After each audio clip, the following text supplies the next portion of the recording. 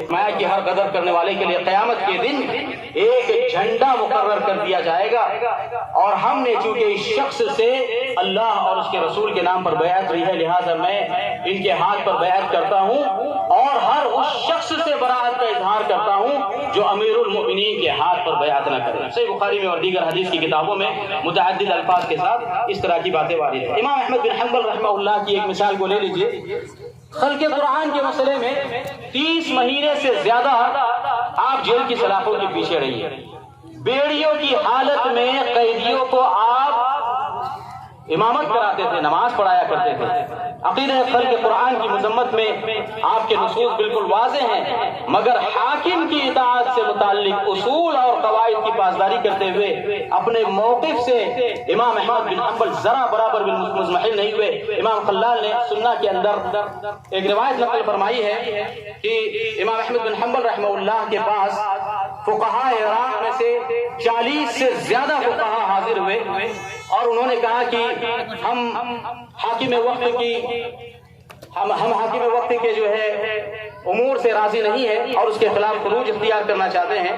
امام احمد بن حنبل رحمہ اللہ نے تقریباً 1 گھنٹہ ان سے مناظرہ کیا، ان کو نصیحت کی، مگر یہ فقہاء نہ مانے۔ آخر نتیجہ کیا ہوا؟ علامہ ذہبی رحمۃ اللہ علیہ لکھتے ہیں کہ امام احمد کی اس نصیحت کے بعد بھی جن فقہاء اور مفکرین نے خروج کی راہ اختیار کی وہ سب کے سب قتل کیے گئے۔ نہ ان کے خروج سے امت کو کوئی فائدہ ہوا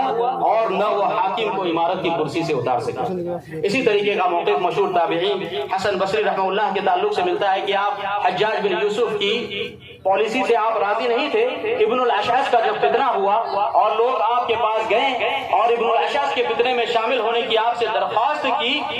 تو حسن بصری رحمہ اللہ نے انہیں نصیحت کرتے ہوئے کہا کہ میرا خیال ہے کہ اس کے خلاف خروج کرنے سے بہتر ہے کہ تم اللہ کی طرف رجوع کرو اور اس کے ظلم اور جور پر صبر کرو،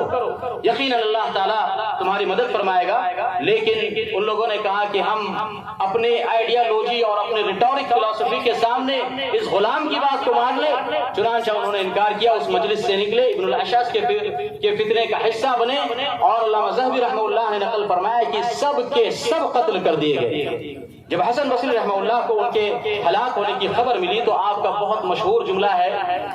جو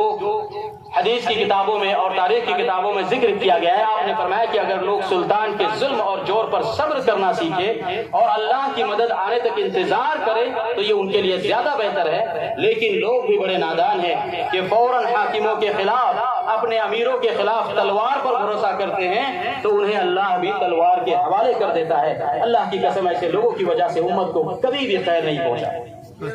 لہذا سلف صالحین کے ایسے سینکڑوں مواقف ہیں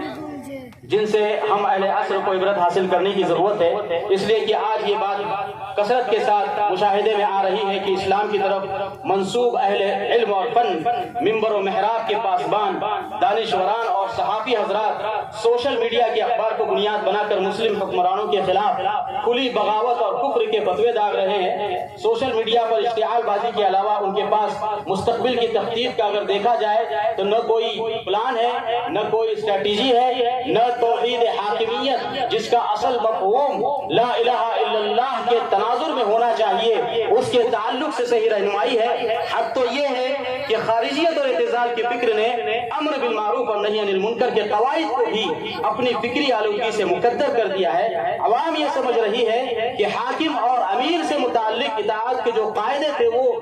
گزرے ہوئے زمانے کے لیے تھے۔ آج ہمارے اس زمانے میں جمہوریت اور سیکولرزم کے اصولوں پر سلاطین کو کوئی استثنائی حق حاصل نہیں ہے۔ میرے عزیز بھائی اور دوستو، یہ سب کچھ اس لیے ہو رہا ہے کہ حکام اور سلاطین کے بارے میں اسلامی نقطہ نظر اور عوام پر حکام کے شرعی حقوق سے متعلق جو خاطر خواہ رہنمائی ہونا چاہیے تھی، آج ہمارے درمیان سے وہ رہنمائی مفقود ہے۔ لہٰذا اس سیمینار کی مناسبت سے یہ آخری پیغام دینے کی کوشش کروں گا کہ ہم اپنے عمراء اور حکام سے متعلق اور امن و امان سے متعلق سلف صالحین کے موقف کو سمجھنے کی کوشش کریں، بلکہ میں بطور توصیہ یہ نقطہ دینے کی کوشش کروں گا کہ جس طریقے سے